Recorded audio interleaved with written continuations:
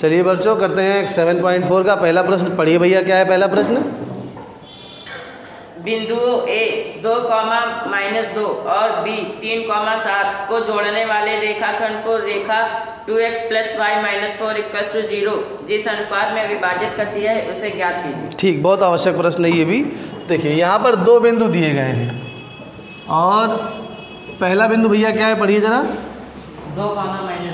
2, -2 ये हमने मान लीजिए बिंदु ए ले लिया, और दूसरा बिंदु क्या दिया गया है?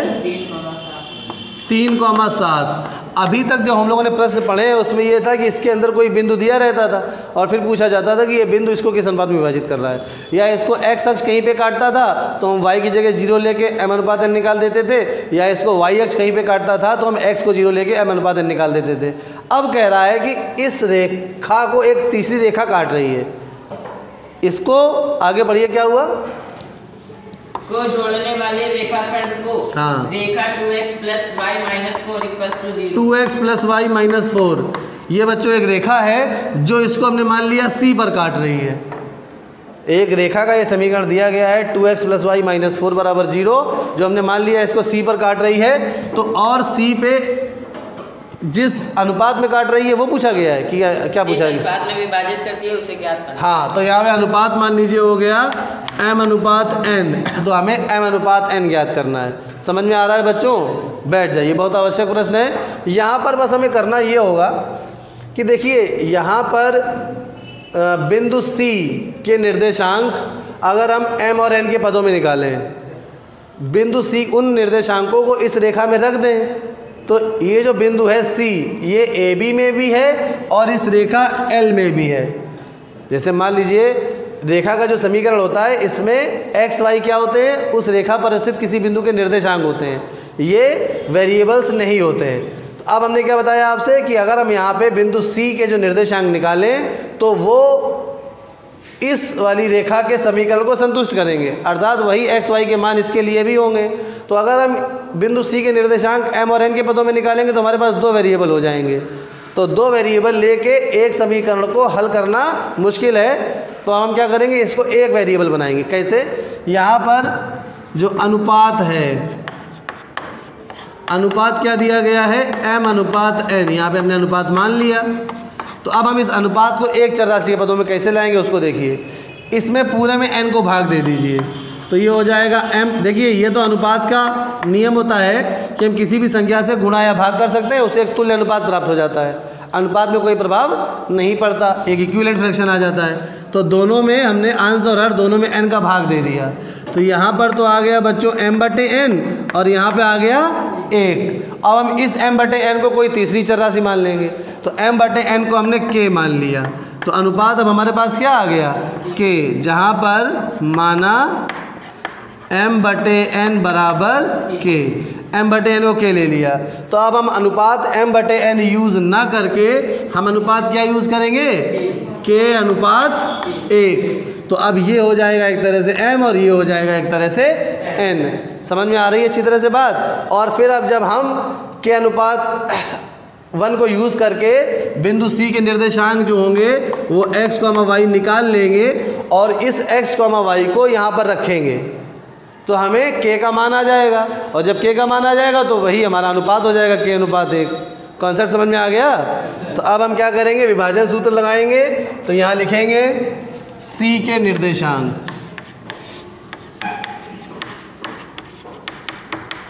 तो बिंदु C के निर्देशांक x बराबर क्या होगा?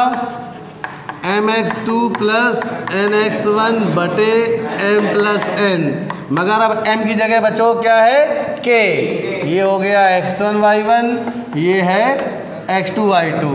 m की जगह अब की बार k है, तो m की जगह k लिख देंगे, तो k x2 की जगह कितना है? 3 धन n गुणे x1 की जगह कितना है बच्चों? 2 बटे m+n, यानी क्या आ जाएगा? k+1।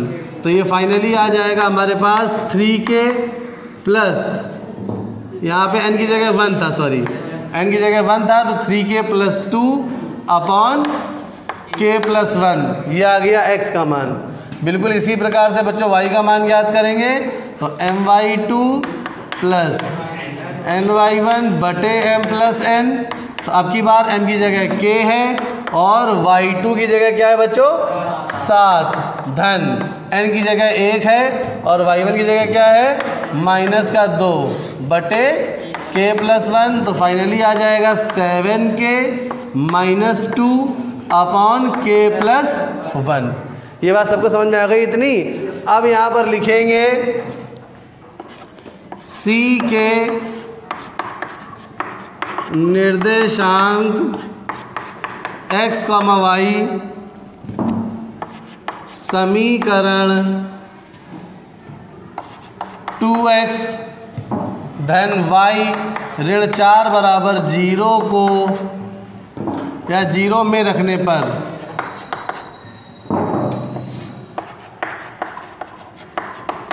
क्यों इसमें हम रख सकते हैं? क्योंकि ये बिंदु C इस रेखा पर भी पड़ रहा है और किसी रेखा पर जो बिंदु पड़ता है उस रेखा को संतुष्ट करता है, अर्थात x y के मान इसमें हम रख सकते हैं। तो अब यहाँ पर क्या करेंगे 2 गुणे x का मान कितना आया बच्चों 3k plus 2 upon k plus 1।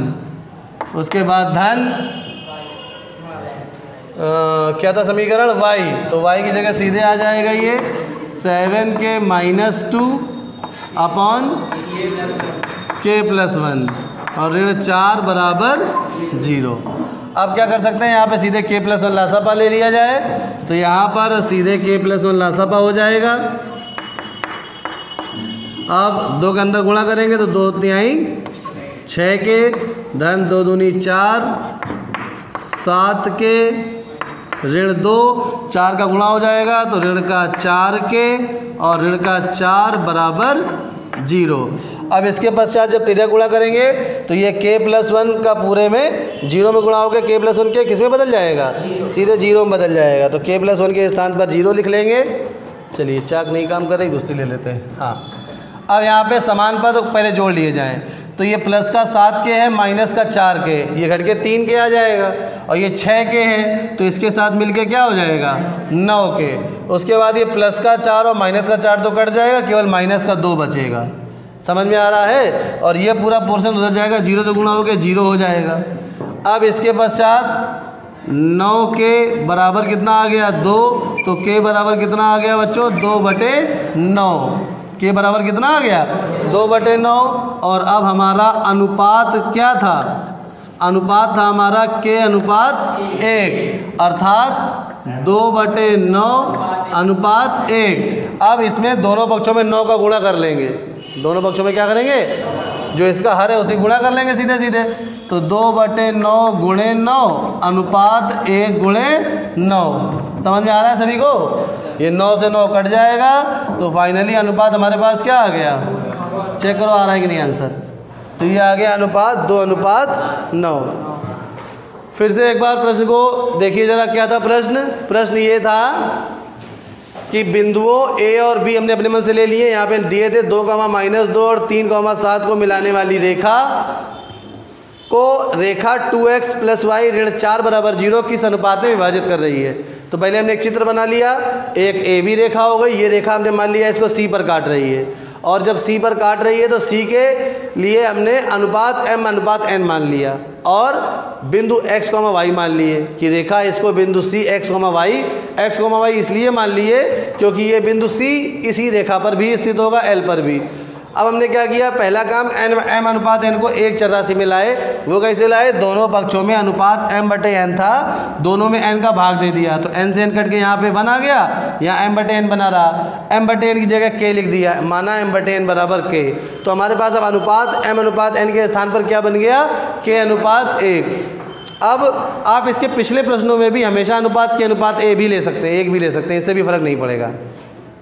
तो अनुपात k अनुपात 1 जब बन गया तो हमने बिंदु C के निर्देशांक निकाले विभाजन सूत्र से। ये x1 y1 है, ये x2 y2 है और ये mn है। तो इससे फ़ायदा ये हुआ कि x और y दोनों के मान हमें k के रूप में मिल गए।